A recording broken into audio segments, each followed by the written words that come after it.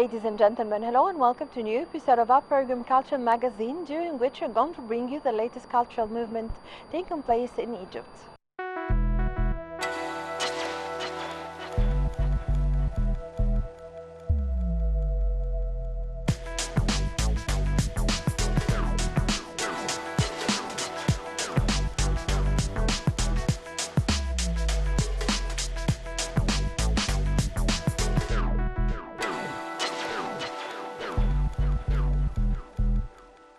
The Arab Academy for Science, Technology and Maritime Transport, under the auspices of the Arab League, leads a generation of innovative youth for a prosperous future.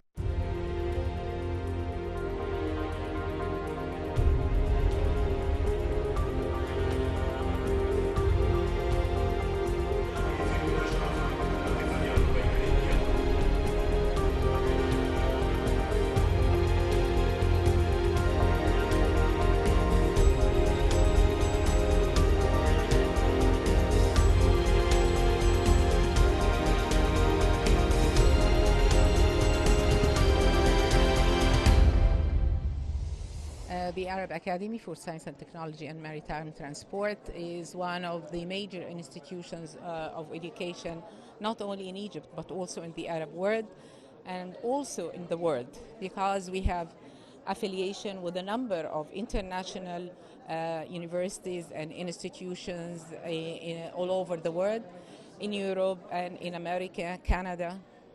The Arab Academy is not only a place for education and research, it is also a place for developing all the skills and all the abilities of the students. Because we give them 75% of education and theoretical education, academic education, and 25% of the courses and the syllabus is for training.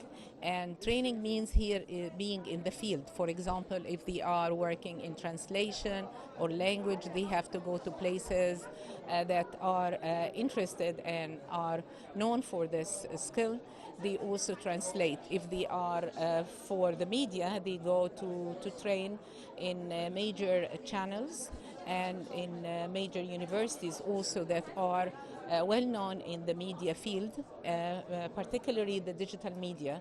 And all the projects that are presented today are prepared by the students, and they are a combination of enlightenment, documentation, and also narration for children from 7 years old to 14 years old.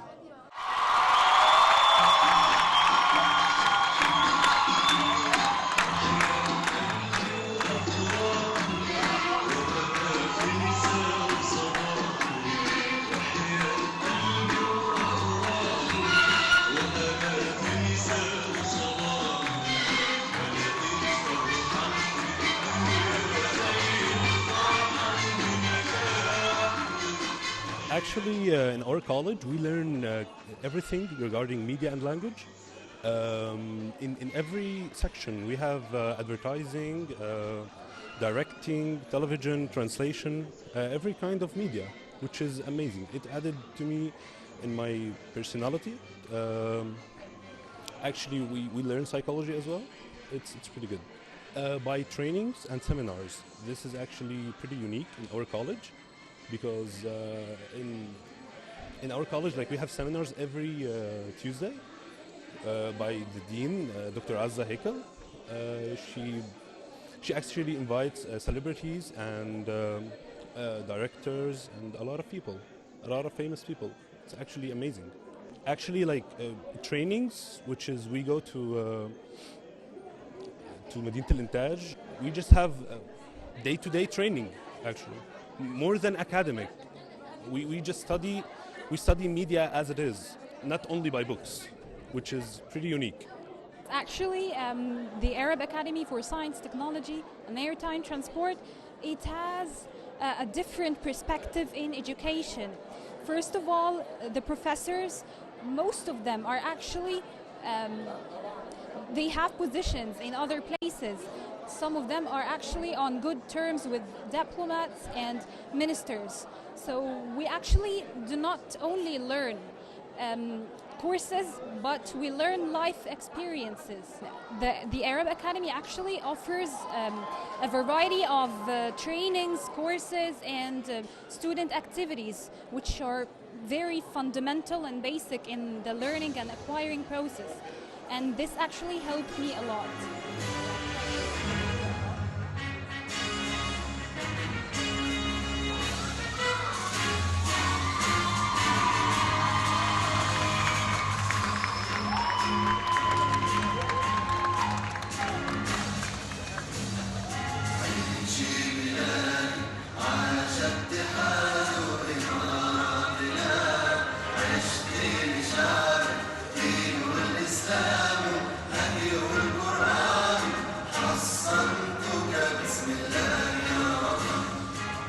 We are a department in a center in the Arab Academy for Science, Technology and Maritime Transport, one of the Arab League as departments.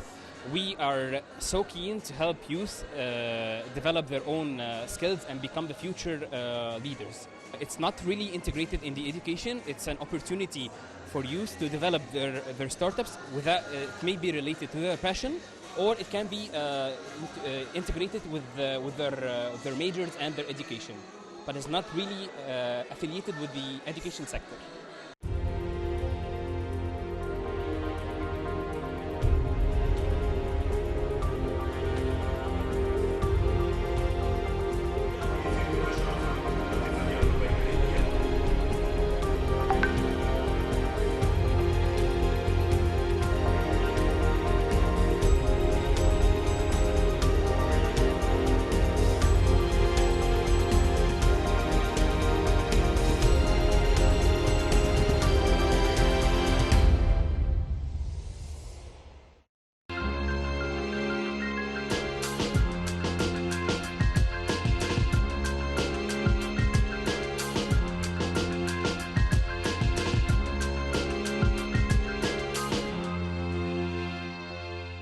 The art of photography has recently witnessed a great development in Egypt. Let's watch the following segment.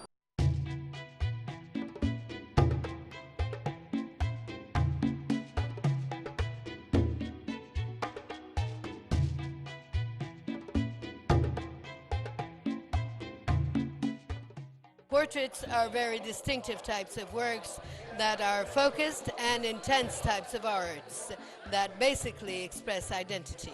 Let's go see the Portraits Photography exhibition.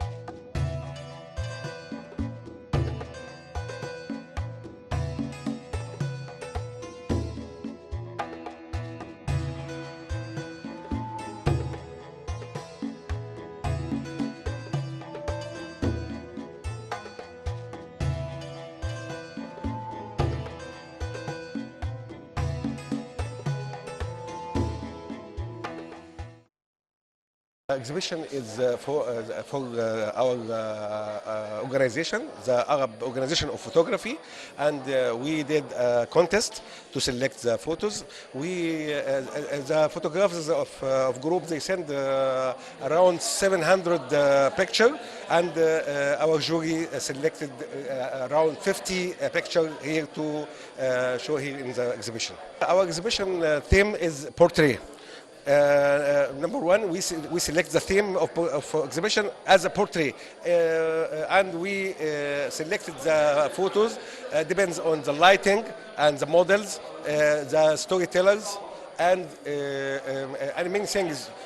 All the elements of portrait we consider it, and in that time we select each photo very accurate. It depends on the model, the eye contact, the focus, and also if it is color or black and white. the dresses and also the accessories, the eye contact, and many things. The portrait, when the camera they came, or when they discovered the camera set, the first thing it was a portrait. That's why I select the portrait, because it's an artistic theme, and also the portrait consists of many. It's a situation of the man, of human, and also it's. Something very important for the photographer. Most of the photographers, when they started photography, they all select the portrait as a theme, and then everyone select his field. Our exhibition is international because our group is the Arab Organization of Photography. Our members of our group, they are from Egypt and most of the Arab world and Europe and America also. That's why most of the members from outside or from here, they send the photos, and also we selected what is the best. We did not select the names. We select the best photography and the best photos for the exhibition. Photo is the language of the world. Photo is something very easy to show. I can talk with you by photo, and also everything now in the world are for the knowledge coming with photo. TV is photo, magazine is photo, and the mobile is photo. Everything came by photo. If no photo, you will not see anything, or you will not know anything.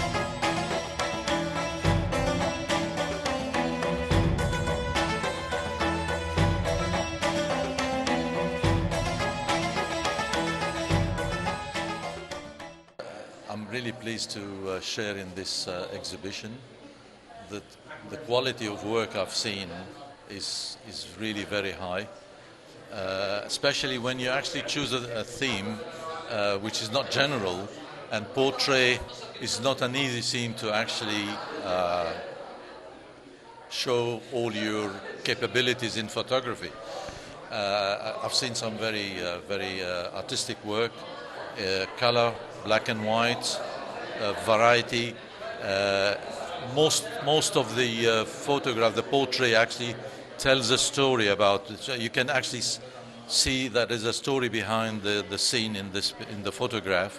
So and I think he was really successful in organizing this exhibition, and by actually selecting quality, not quantity.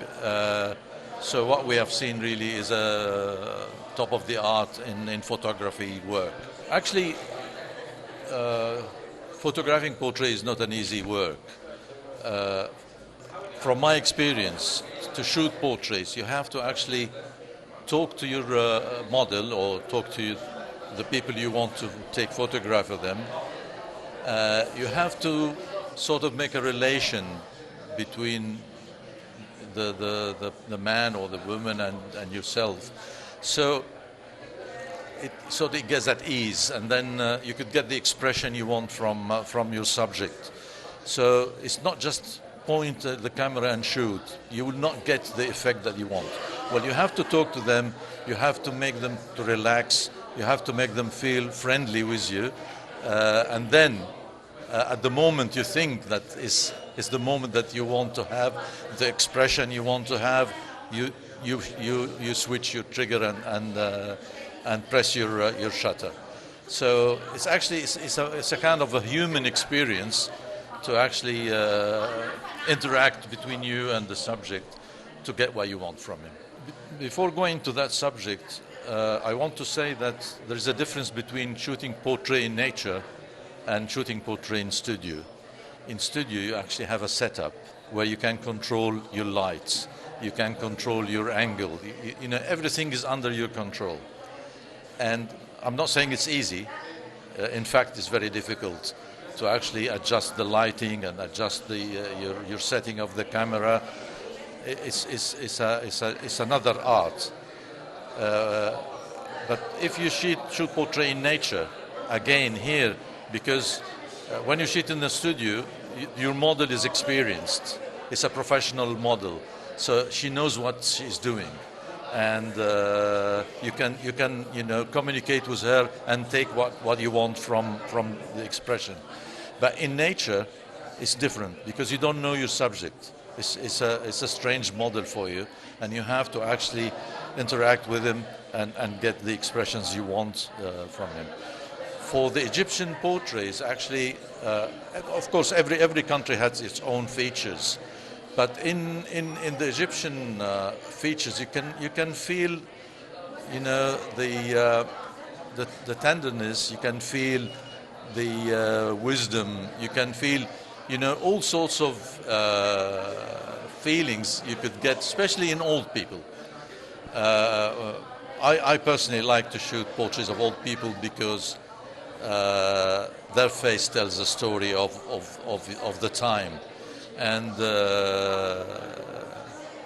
then, they are really very, very nice people to talk to and to take photograph of them. Photographic art, actually, as we can see on the internet, many people actually are now putting their work on the internet. Many people have or joined groups on the internet.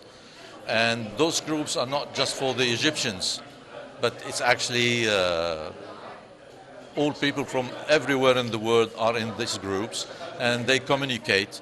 There are even people that are friends without seeing each other.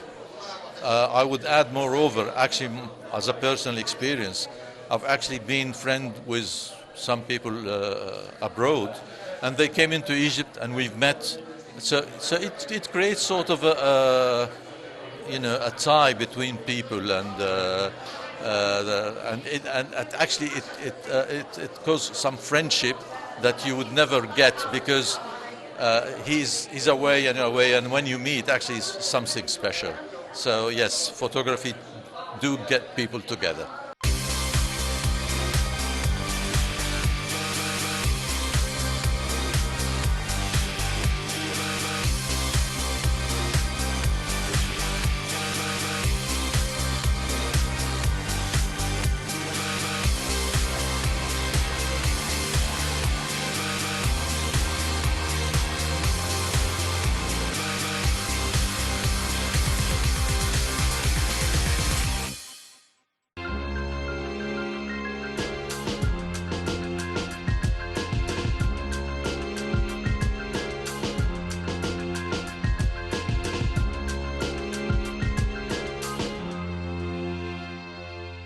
The Cairo Opera House plays a big role in the cultural movement in Egypt. Let's watch the following segment. Like a flower mounted elder breeze, bound with me, sway with ease. The 28th Citadel Festival for Music and Singing is held under the auspices of the Cairo Opera House, and it is held in the Citadel of Salah ad-Din al-Ayyubi.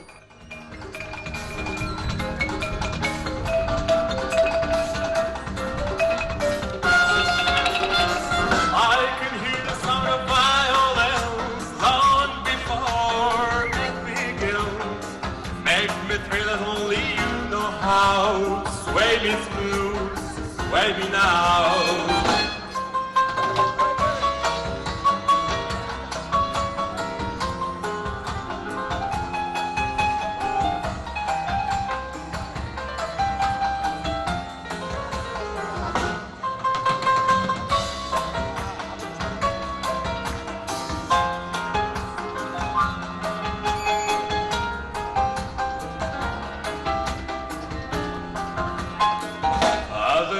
truth may be on the floor, dear, but my eyes will see only you.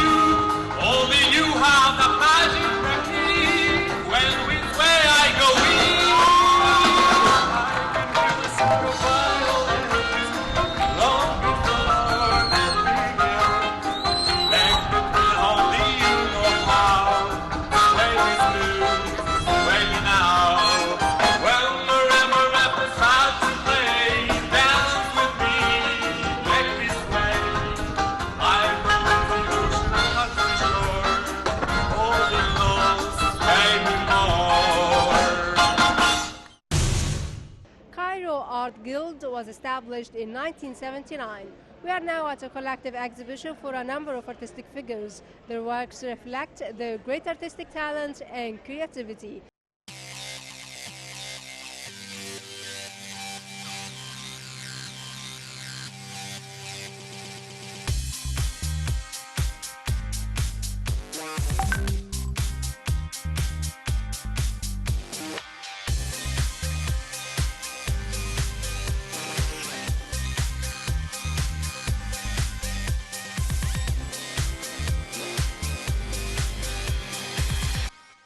I'm a member of the Art Guild group, which is a group that has been founded 40 years ago.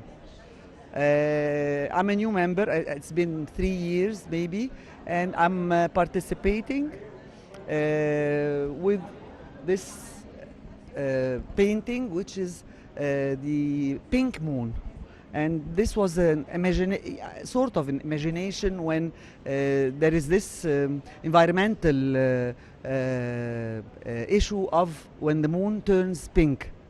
So it was very much a sort of romantic issue for me. So I decided to do it. But I always do my paintings, I mean, with my own vision and dream. It's not classic. I concentrate on abstract. I love bright colors, and it gives me positive energy, and it gives people positive energy. So my colors usually are blue, pink, red, turquoise, so and so on. I'm preparing for my exhibition. My solo exhibition, which will be on the 9th of November in Salah Tahir Opera House. So I'm preparing now, and it's going to be all about civilizations and our civilization, the Egyptian civilization. As a matter of fact, as a journalist and a writer myself, and then I started being a painter, an artist, I see a very strong link between writing, poetry, and of course art. I also see the link between all of these components of culture and sustainable development. So I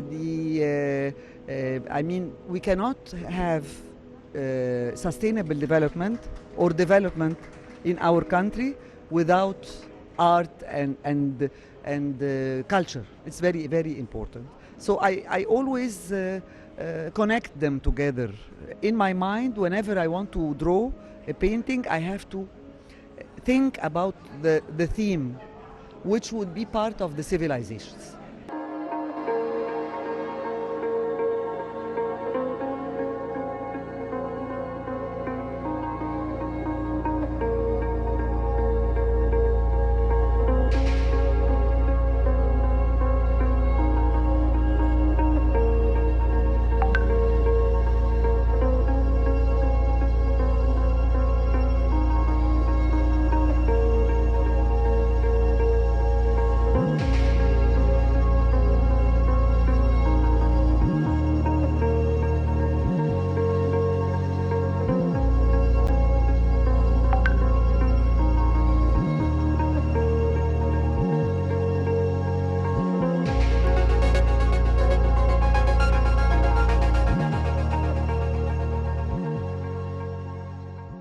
This group, the art group or art guild group, it's about 30 persons. We are 20 today have in this exhibition. This group from 1979. This group started with foreigners, and gradually, one by one, all Egyptians and a lot of foreigners. We have an exhibition every year, one at Al Hanagir and another one in Opera and another place, 2 or 3 exhibitions in the year. I like this group really, very nice people and very cooperative and an artist. Most of them amateur, not specialized in art, but they are good. I like to participate always with them, not for publicity, but for as a group. My work, I start my work from a long time. I used to make an folkloric arts, but sometimes you like to change. Yes, I start a long time at this from 19, maybe the first exhibition was 1991. It was from this time I have folkloric arts. I changed sometimes flowers, and the last exhibition this year it was about the Arabic letters. It was حوار الحروف or dialogue of arts. The exhibition before is 2016 here in Al Opera in Salah Taher Hall. It was about plants. It was I'll tell you in Arabic and I can do it in English. It is between the reality and the imagination. The nature between reality and it was about plants. We have 2 paints here. It was another colors, another vision to the plants, not the natural colors, but my own colors. I like the colors. I like the colors to be. I like the brightness in the in the painting. I don't like to hang my house dull one or dark one. No, to be cheerful. If it's a painting cheerful, you feel that. If it's dull, you feel that at home. For that, I always like the bright colors. I have paintings. The most one take a long time. It wasn't here. It's sold. It's about 70 hours. It was 70 hours. It's too much time. It was exhausted, but I like it. I like details. If you look at my painting, I like details. I like the close things, everything. I like it close, to look at it very close. When I have photo, I take it very close. I used to have all my materials watercolor. Sometimes I use pastel, soft pastel with the watercolor, but most of them watercolor.